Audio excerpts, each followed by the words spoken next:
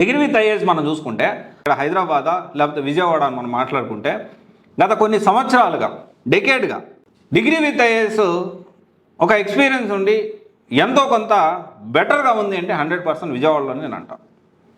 ఎందుకంటే సరే own campus లేనట్టుగా అద్దె క్యాంపస్లు ఉన్నాయి.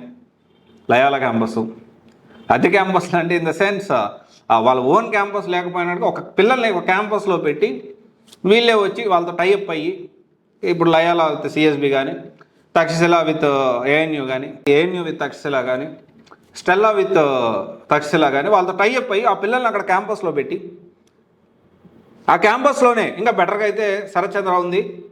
సో వాళ్ళకి ఓన్ క్యాంపస్ ఉంది. సరే మాట్లాడుకుందాం దాని గురించి కూడా. సో ఇక్కడ ఏంటి కొంతవరకు బెటర్.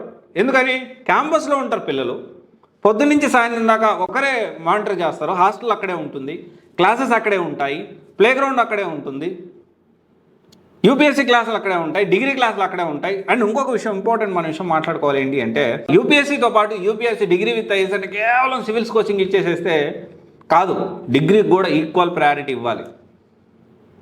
అలా ఇస్తేనే ఇప్పుడు what if not UPSC other competitive exams అది కూడా అవ్వకపోతే ఇటు సాఫ్ట్వేర్ సైడ్ కూడా రావచ్చు. చాలామంది పిల్లల్ని చూస్తూ ఉన్నాం రెగ్యులర్ సివిల్స్ కోచింగ్ తీసుకొని తర్వాత 10 సంవత్సరాలు 12 సంవత్సరాల తర్వాత వస్తారు. అది కూడా కరెక్ట్ కాదు.